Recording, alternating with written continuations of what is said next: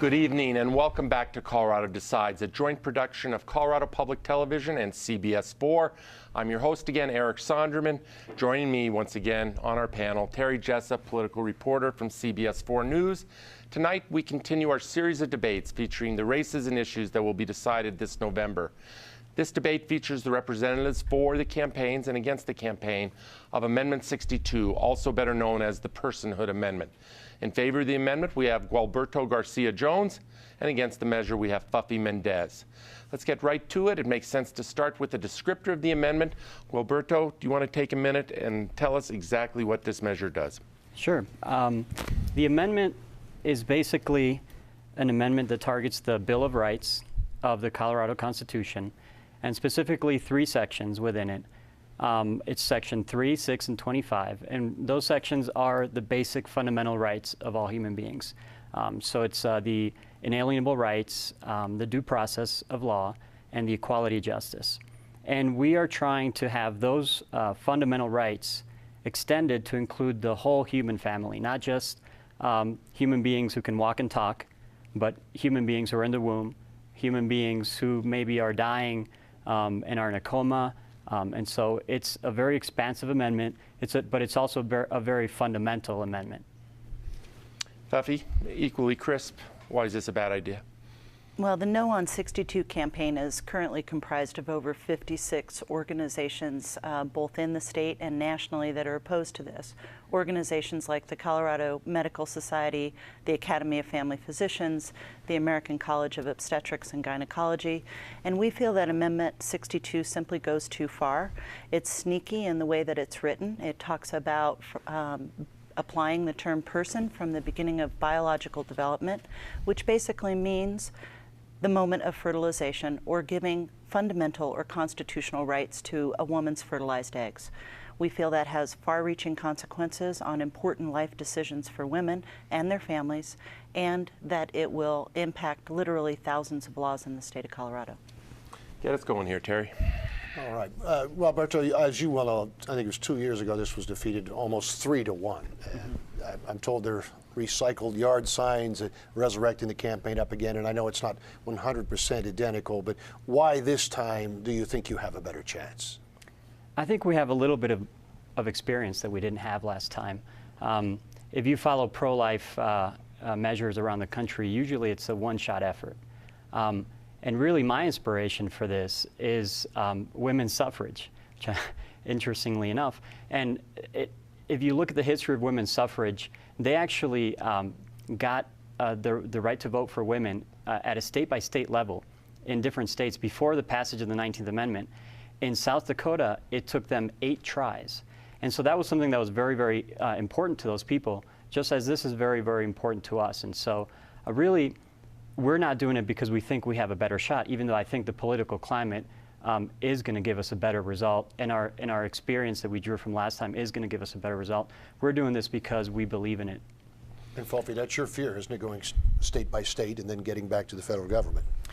It is our fear in terms of going state by state, and I think the proponents have attempted in many states where it's already been rejected. It certainly was rejected in Colorado by a 3-1 margin. 73% of the voters said no in 2008 to this amendment. There is no difference between Amendment 48 and Amendment 62. In fact, what this is doing is giving fundamental and rights to a woman's fertilized egg, and by doing so, you are creating consequences on women and families in the state of Colorado. And I'll give you a few examples of what those things are. Emergency contraception for rape victims would no longer be available. We would outlaw abortion completely in the state of Colorado. Families that are trying to have a family and use in vitro fertilization would not be able to have access to those services. And that's why groups like the National Infertility Association, Resolve, and the American Fertility Association are all saying that Amendment 62 is bad policy and bad law and bad medicine, and they would ask the voters to vote no. And Gualberto, playing off of that, do you agree with the assessment, not just about abortion, but that this would outlaw in vitro fertilization, at least in some forms, and some forms of contraception, including emergency contraception for a victim of rape? And if that assessment is right, Why do you believe that kind of a standard is necessary? Well, I'd like to point out something before we get going. Fofi referred to our initiative as sneaky. I would encourage everybody to read the amendment. It's anything but sneaky. We're very open about what we're trying to do. And you know, the terminology that Fofi is using of a fertilized egg has no basis in science. Even go to Wikipedia and look up human development. It's a zygote. A fertilized egg is a pejorative. It's dehumanizing. And that's really the only thing that the opposition has, I think, on this, is to try to dehumanize what we're doing. We're not trying to outlaw contraception. We actually believe that Planned Parenthood and the other groups that promote the No campaign should be honest with women and tell women, do these contraceptives cause an abortion or do they prevent conception? If they cause an abortion, then I'll be the first one to admit that yes, we are trying to outlaw those. They're poisons and they're killing children in the womb. If they're not abortifacients, if they don't cause abortions, then we have no problem with it. But being accused of being sneaky is very frustrating because I find that they twist all the words. Contraception.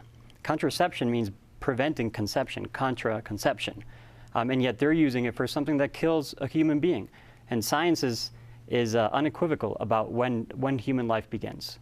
And so I think that that's an unfair characterization, and it's typical of the dehumanizing language that the other side uses. It's been said, and this may be a ridiculous extreme, but that if a fetus is a person, if a bartender served a pregnant woman a glass of wine, he or she could get in trouble. Is that child abuse? Would that be child abuse under Colorado statute if this was law? Absolutely not. And we have to look, you know, I think it is a ridiculous assertion, and we have to look at the laws. I've heard, you know, the other side saying that if a woman has a miscarriage because of something like this, that it would be manslaughter. Well, let's look at the manslaughter statute. What does it say? And it says that you have to act with a reckless disregard, something that's almost intent. And clearly having a beer, first of all, that almost never causes any problem. Now, if you're an alcoholic, you can have, you know, severe deformities. It still usually doesn't kill the baby.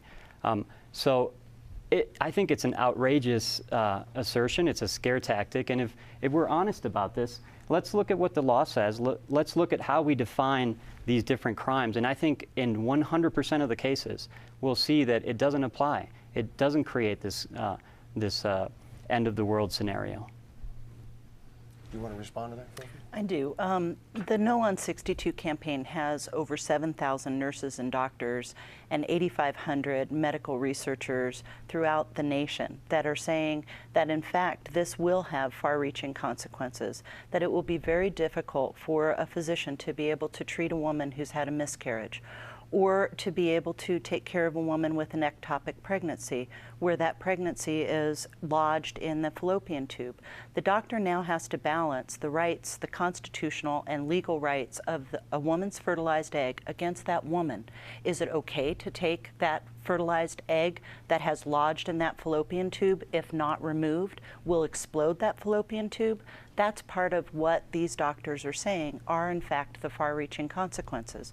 When we're talking about common forms of birth control that may, in fact, be outlawed, what we're talking about is the birth control pill hopefully keeps fertilization from occurring. If it does not, then the hormonal birth control pill will, in fact, create a hostile environment for that fertilized egg, keeping that individual from being able to get pregnant. And so because we have the support of over 7,000 doctors, 8,500 medical researchers, I do believe that this is not scare tactics. It is a reality, and that's why we have the support of the medical society, the family physicians, the OBGYNs, and the certified nurse midwives, because they are saying that, in fact, when you give fundamental and constitutional and legal rights to a fertilized egg, you have now disrupted the balance of being able to take care of that woman when we have miscarriage or ectopic pregnancies. Can I respond to that? Quickly, sure. Colorado is an interesting state. We had, in 1861, Colorado became the Colorado Territory. And if you look back into the archives, which I just recently did because it's not online, you can find that in the very first code that this state put out, there was an absolute prohibition against killing children. Just like the medical ethic from the very beginning prohibited killing children in the womb. All of the scenarios that Fofi's mentioning have never happened, not once. There is not one case that you could bring up to me where you could say that a doctor was prosecuted for trying to save the life of a mother and inadvertently, unintentionally killing the child. We have 150 years of precedent of this state being a pro-life state, not a single case. I'm curious, a couple questions. One, my recollection is that Colorado was one of the early states to pass a liberalized abortion law back in the late 60s. 67. It's 1967, so I'm not sure. I'm curious how you say that we have a history of being a pro-life state. I guess my bigger question, Gualberto, I'm curious about your approach here. I actually think, as I've seen the tide of public opinion around some of these issues, quite frankly, some public opinion is moving in the direction of the pro-life camp. If reasonable measures are presented, i.e. late-term abortion measures, partial birth, etc.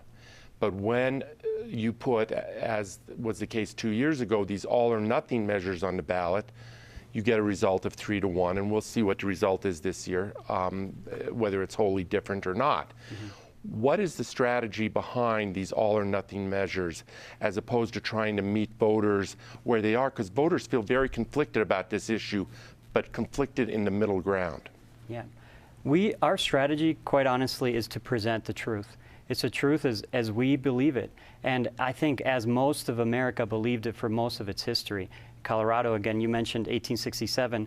That was actually a defense for a doctor. The law was a defense for the doctor. It wasn't a liberalization. It was actually a defense for the doctor who did a life-saving procedure or something like that. And so really 1973 is the key date. But we're speaking the truth. And so we don't want to say, you know, a woman can look at the ultrasound and then kill the child. We don't want to say, you know, a woman can advise her parents and then kill the child. We want to stand up for the child, and it's either a child or it's not. And so that's why the all or nothing strategy is the strategy that we're taking, because it is a fundamental right. There's either freedom of speech or there's not. There's either freedom of the press or there's not, and there's either the right to life or there's not.